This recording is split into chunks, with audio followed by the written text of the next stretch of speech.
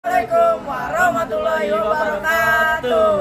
Selamat datang di channel Bung Arni.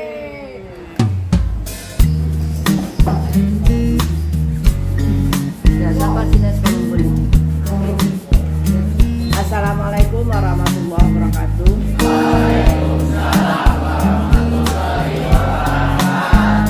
Tadi habis olahraga, fresh dong.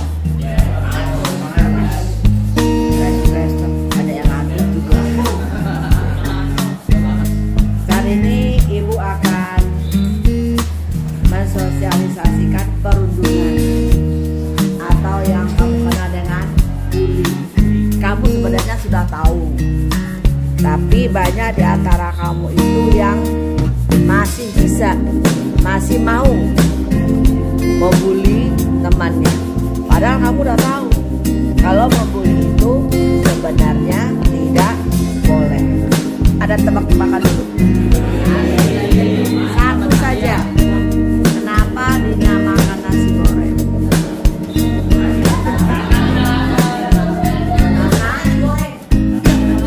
Ada satu karena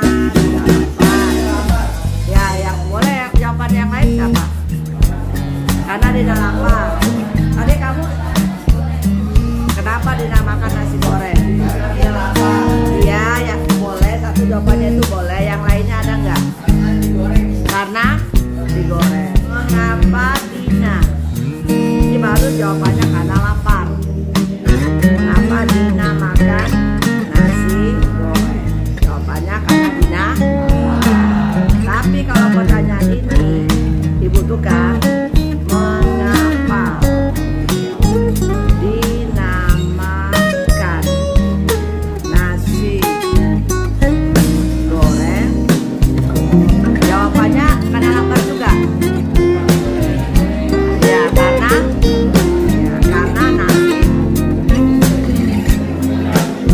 nasinya kita lihat bahwasanya bahasa lisan bisa saja merubah pengertian dari suatu kalimat. Makanya dalam persoalan yang rumit harus ditulis secara tertulis, harus ada bukti tertulis. Arti bully atau perundungan itu coba Adi dibaca ya. Perundungan atau bullying adalah perilaku tidak menyenangkan baik secara fisik ataupun sosial di dunia nyata maupun dunia maya yang membuat seseorang merasa tidak nyaman, sakit hati, dan tertekan baik dilakukan oleh perorangan maupun Kelompok. Oke. Jadi perilaku tidak menyenangkan itu intinya. Kalau orang tuh nggak suka, kalau kamu mengatakan cuma bercanda, masa itu aja nggak suka. Pokoknya orang nggak suka, nah itu namanya kamu sudah melakukan perundungan. Di mana saja verbal, itu kata-kata. Misalnya tadi si Dias, ya langsung kalian sorakin. Ya sedikit banyaknya pasti dia merasa malu. Kemudian, malu banget malah katanya.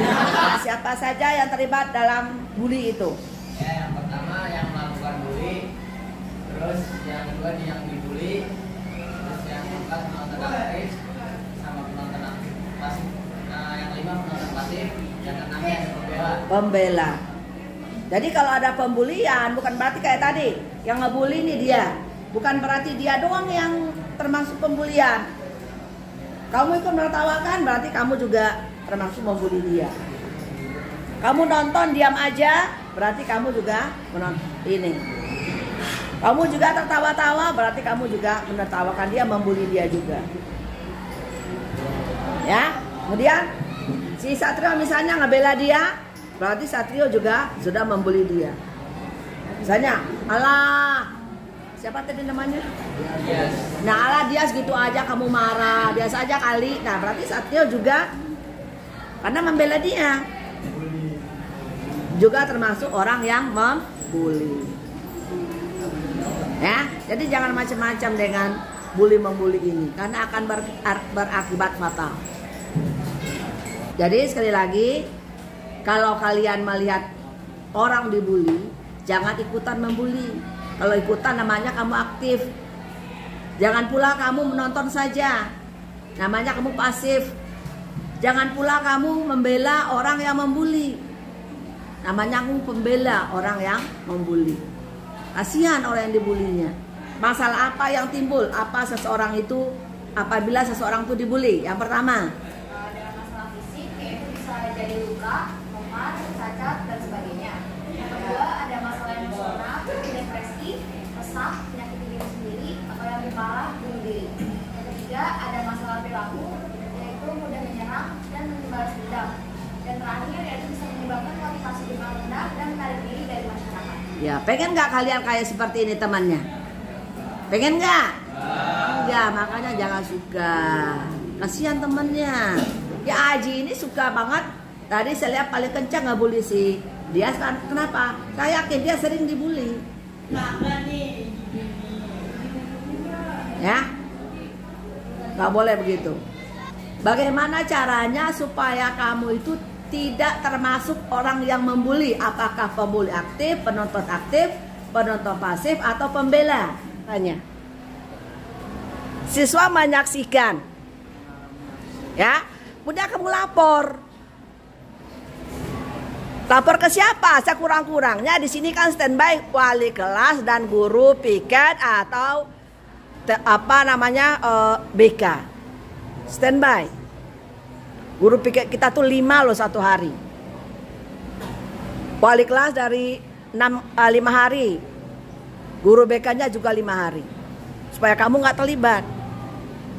Nah nanti oleh guru diapain? Menerima laporan. Catat.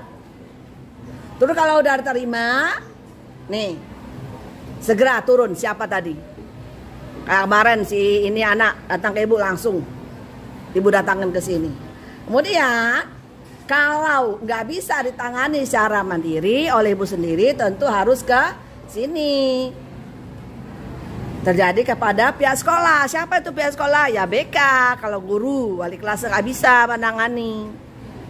BK. Nah kalau nanti pihak sekolah mencatat, mendokumentasikan. Jangan dibilang, nah apa sih dikit-dikit 10.000, dikit-dikit apa itu namanya? Stempel materai 10.000. Wajib ini disuruh nih mendokumentasikan. Nah kalau sudah dapat dokumentasikan, sekolah melakukan intervensi. Tanyain apa yang terjadi, tanyain apa yang terjadi. Nah kalau udah ditangani oleh sekolah, ya merujuk kalau misalnya tidak tercipta musyawarah, maka yang orang tersebut akan dilaporkan ke lembaga lain. Siapa? Ya misalnya polisi. Jadi Bapak Ibu, untuk mencegah bully di dalam keluarga yang harus dikerjakan adalah pertama membangun komunikasi antara anak dengan orang tua. Kemudian memperkuat peran orang tua dalam mencegah perundungan baik di rumah maupun di sekolah. 3. Sosialisasi dan advokasi terkait hak anak pada orang tua. Selanjutnya melaporkan kepada sekolah jika anak menjadi korban. Kemudian menyelaraskan pendisiplinan tanpa merendahkan martabat anak baik di rumah maupun di sekolah. Selanjutnya memberikan pengertian kepada pelaku perundungan untuk ikut mencegah perundungan. Terima kasih telah menonton video ini. Jangan lupa like, komen, Dan subscribe. Ya.